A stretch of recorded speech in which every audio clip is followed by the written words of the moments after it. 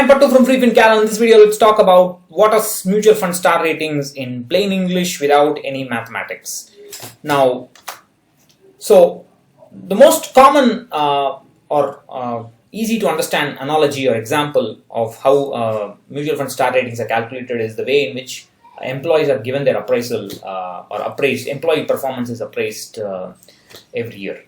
So let's say that you have 500 people working in your company, and it is your job to decide how much bonus they're going to get based on their performance in the previous year. So what would you do? Just think about it. So the first thing you do is to probably broadly separate employees into categories. Let's say people who work on the front desk and people who work behind the scenes. And then among people who work on the front desk or who directly interact with clients, you would create several subcategories, and then back-end people you will create subcategories. And then within each subcategories, you would say there must be at least 10 or 15 employees in each subcategory for you to actually give a grading, give a rank. If there are too few employees, then you would say just give them all the same kind of bonus, or which is probably next to nothing or whatever. Then you must have a yardstick for performance. So you should take into account the company's expenditure towards the work that they do, and what the company expects and what the clients expect for the company to do, and create a yardstick. So you must say the person must have worked this many hours and delivered a product or a service within this many number of days, and then the debugging should or the error detection and the final approval of the client, how long it took, how long is expected to take, and so on. So you should have yardsticks for performance depending on the nature of the business. I'm just giving you one example.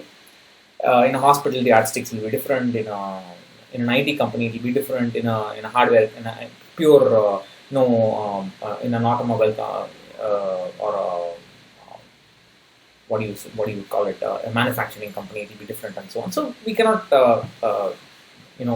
generalize that.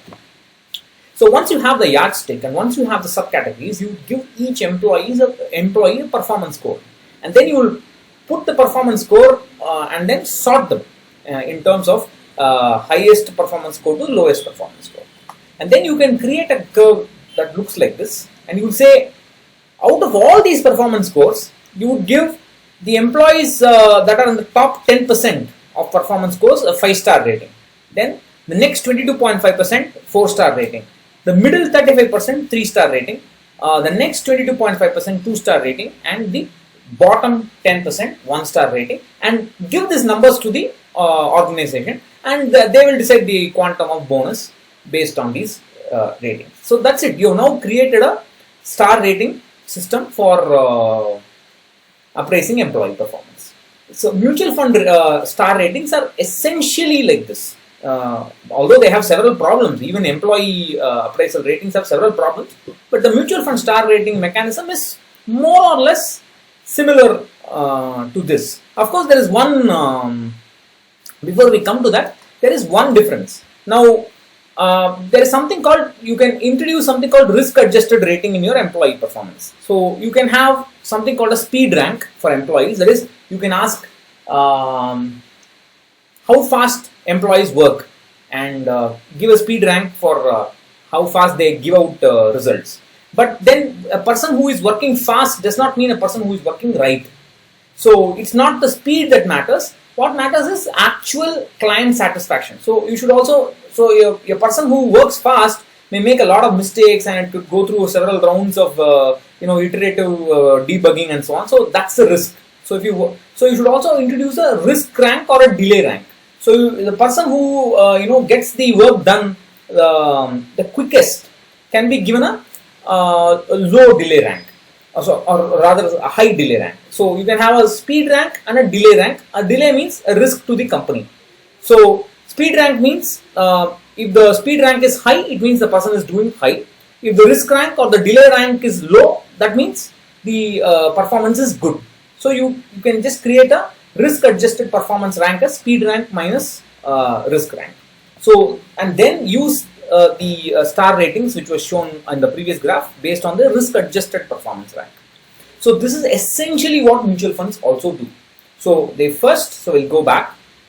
They first create broad categories: debt funds, equity funds, hybrid funds, international funds. Then within each category they have subcategories. You have large cap, mid caps, large and mid cap, multi cap, and so on.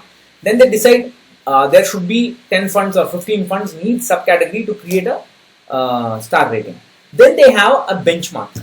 So these benchmark can be, there are two benchmarks. One is the actual index, the actual benchmark of the mutual fund that the AMC chooses.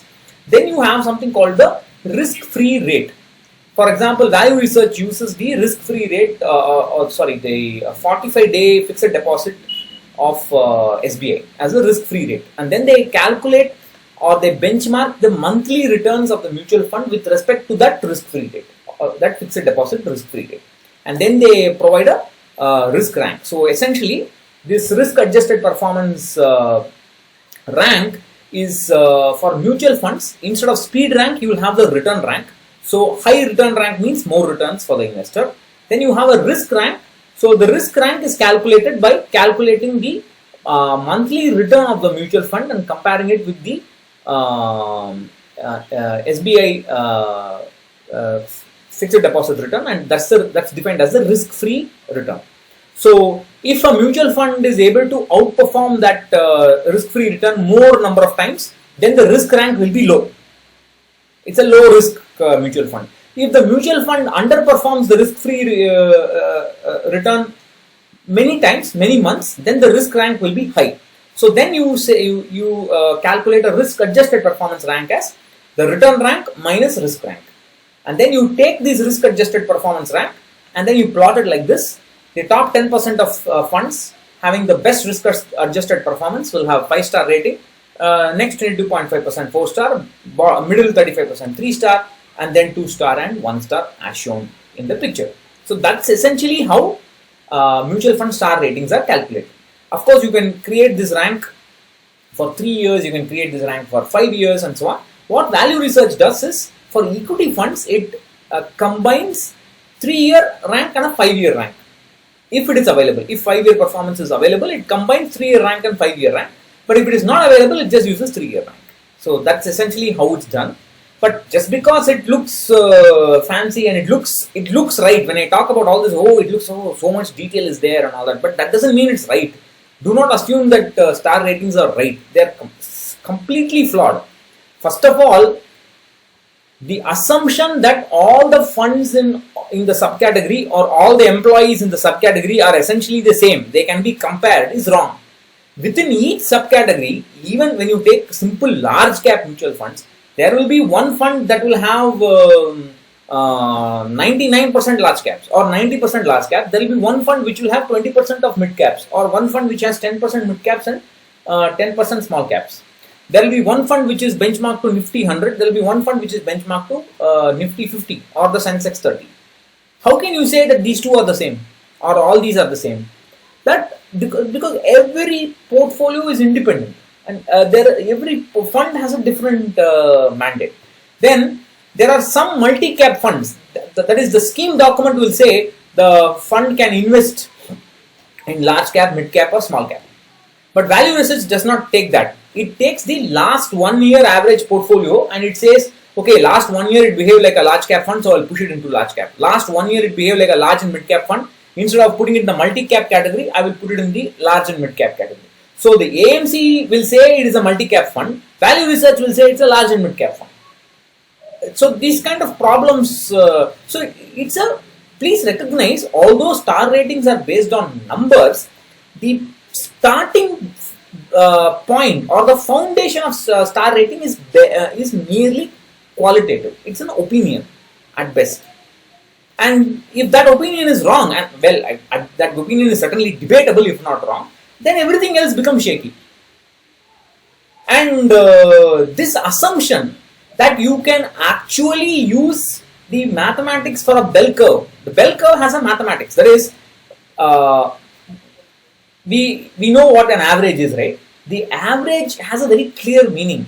the average of a set of numbers is valid only when those set of numbers fall on the bell curve, and the average is the peak of the bell curve. But if you plot the returns of the mutual fund, it will not look like a bell curve at all. If you look, I'm very sure if you look at the employee performance ranks, it will not look like a bell curve. So when a set of numbers do not look like a bell curve, how can you use bell curve mathematics? Everything depends on bell curve mathematics, starting from the standard deviation, alpha Sharpe ratio, Sortino ratio, whatever, everything, all those Greek alphabets or alpha, beta, r squared, everything depends on the assumption that the returns fall on the bell curve, which is completely wrong. So this is the reason why, although I initially used to like alpha, beta and so on, I moved away from that and started using upside capture and downside capture, or downside consistency, downside protection consistencies and so on. So please recognize that star ratings are flawed in two main reasons. One is the foundation is qualitative. Second, the mathematics itself is not justified. You're not justified to use that mathematics. And you're essentially comparing different objects. And please recognize that star ratings are looking at a point-to-point return, and you are looking when you invest, and from the day you invested to the day you are looking at the return, you will be looking at a different point-to-point return. So it's basically like an elephant presented to 4 blind men. The star rating is one blind guy. Value Research, Morningstar, CRISIL, they're all blind people. They're touching the star, touching the elephant. One person will touch the trunk and say it looks like something. One person will touch the tusk. One person will touch the leg. One person will touch the tail. You will be one of those blind people touching different parts of the elephant. Each of you will perceive a different object in hand because you are not. It is not possible for you to see. That's the whole point. So do not take star ratings seriously. Review your mutual fund from the date you started investing. And I'll talk about how to do this in the next couple of videos. So I'll catch you in another video. Bye-bye.